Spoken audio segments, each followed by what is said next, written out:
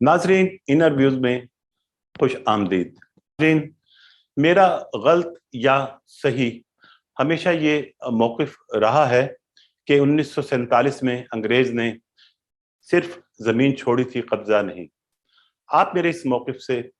वजह तौर पर इख्तलाफ कर सकते हैं, और मेरा ये मौक़िफ़ सिर्फ पाकिस्तान के लिए नहीं बल्कि हिंदुस्तान के साथ भी ऐसा ही है, क्योंकि दोनों मुल्कों पर एक खास किस्म की इलीट क्लास गालिब है, जिनकी औलादें और जायदादें बरतानिया और वेस्ट में हैं।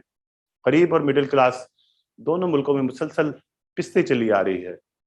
नरेंद्र मोदी सिर्फ कहने को आम आदमी के वजीर आजम हैं, और इसको मैं समझता हूँ कि एक खास मकसद के तहत उनको हुकूमत में लाया गया है। मेरा इशारा इंतहा पसंदी की तरफ है, जो मेरा आज का मौजू भी है, और ये उसी इंतहा पसंदी का दूसरा हिस्सा है जो पाकिस्तान में जनरल ज़ियाउल हक की शक्ल में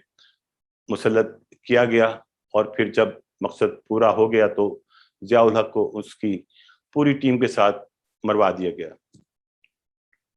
नाज़रीन, भारत को थोड़ा सा पाकिस्तान पर यह एडवांटेज रहा कि वहाँ उनके इदारे शुरू में कुछ बेहतर पोजीशन में आ गए थे, लेकिन क्योंकि गोरे ने अपने इक़्तिदार के दौरान इस खित्ते की नफ्सियात को बड़ी तफसील से स्टडी किया था, तो अब अगर आप भारत में भी देखें तो गोरा वापस उनके गिट्टे गोडों में भी बैठ चुका है, और हिंदुस्तान जो एक वक्त में एक बड़ी मईशत के तौर पर दुनिया में कदम जमा रहा था, अब उसे इस पोजीशन को बरकरार रखना मुश्किल होता जा रहा है, और आप देखेंगे कि आइंदा दिनों में इसमें मजीद कमी आती जाएगी,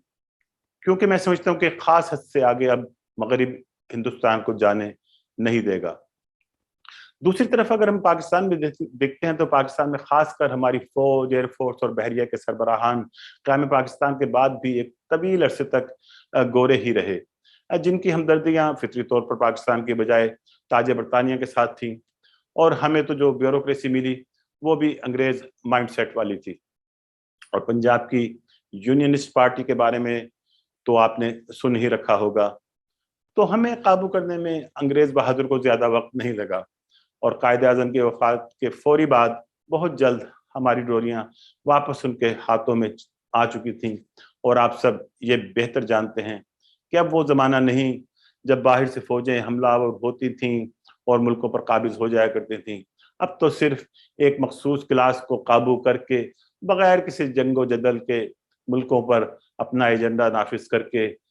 बगैर किसी कब्जे के मुल्कों को फतेह कर लिया जाता है। नाज़रीन, मैंने काफ़ी अर्सा कबल भी इसी सिलसिले का एक प्रोग्राम किया था, जिसका लिंक मैं इस वीडियो की डिस्क्रिप्शन में दे दूंगा, कि किस तरह पाकिस्तान और हिंदुस्तान के हुक्मरानों को इंटरनेशनल इस्टेब्लिशमेंट ने अपने मकासद हासिल करने के लिए इस्तेमाल करके फिर रास्ते से हटा दिया।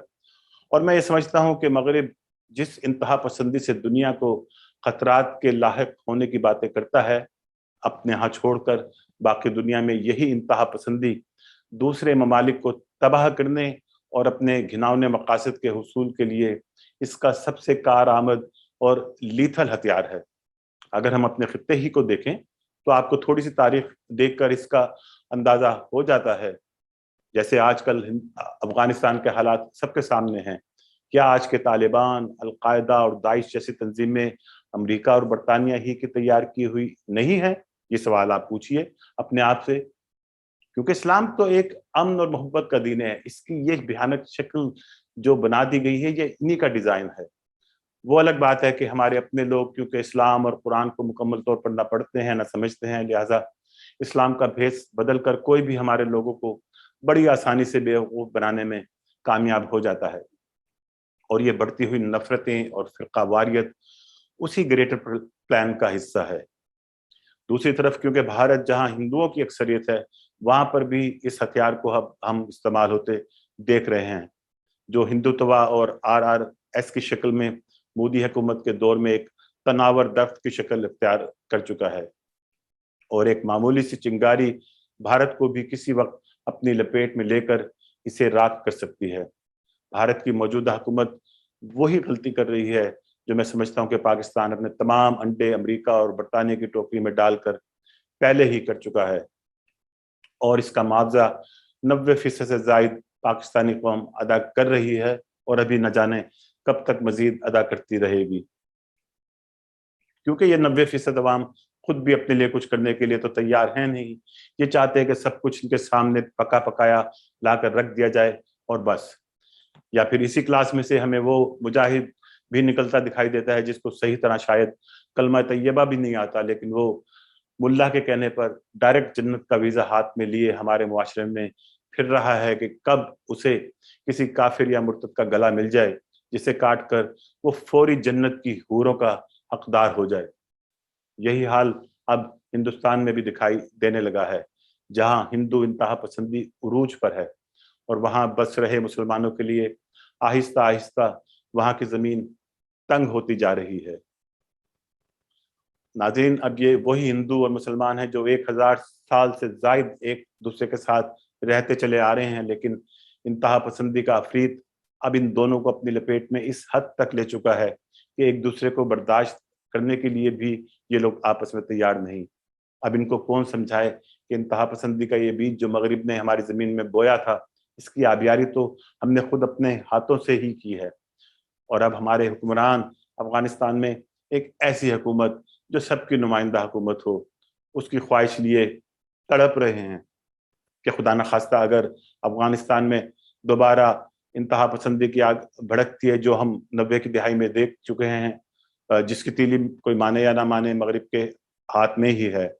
वो हमारे घरों को भी जला देगी। वगरना रियासत मदीना की ख्वाहिश रखने वाले हमारे हुक्मरानों को तो सबसे पहले तालिबान की हुकूमत को तस्लीम करने के बाद अपने तमाम बॉर्डर्स अपने मुसलमान भाइयों के लिए खोल देने चाहिए थे, ताकि अंसार मदीना का भाईचारा मौजूदा दुनिया भी अपनी नजरों से दोबारा देख सकती। अब यहाँ सवाल ये पैदा होता है कि मैं इस सबसे क्या कहना चाह रहा हूँ। तो अब मैं इस मुद्दे की तरफ आ जाता हूँ कि एक मजहब है जो तमाम दुनिया मानती है और उस मजहब का नाम है इंसानियत। हम सब अपने अपने मजहब और मसलक की आइडियोलॉजी के कैदी बन चुके हैं। अपने अकीदे को अपने सीने से लगा कर रखें और इंसानियत के लिए दोनों मुल्क हिंदुस्तान और पाकिस्तान अगर एक बामायनी बातचीत का दौर शुरू करें तो ये खिता अमन और खुशहाली का गहवारा बन सकता है। लेकिन ये तभी मुमकिन है जब हम उस क्लास से अपनी जान छुड़वाएं जो गुज़श्ता 74 बरसों से किसी और के मफादात के लिए हमारे मुल्कों और उनमें इनमें बसे करोड़ों लोगों का इस्तेसाल कर रही है। खुदा हम सबका हामी और नासिर हो। आपके सुनने का बहुत शुक्रिया।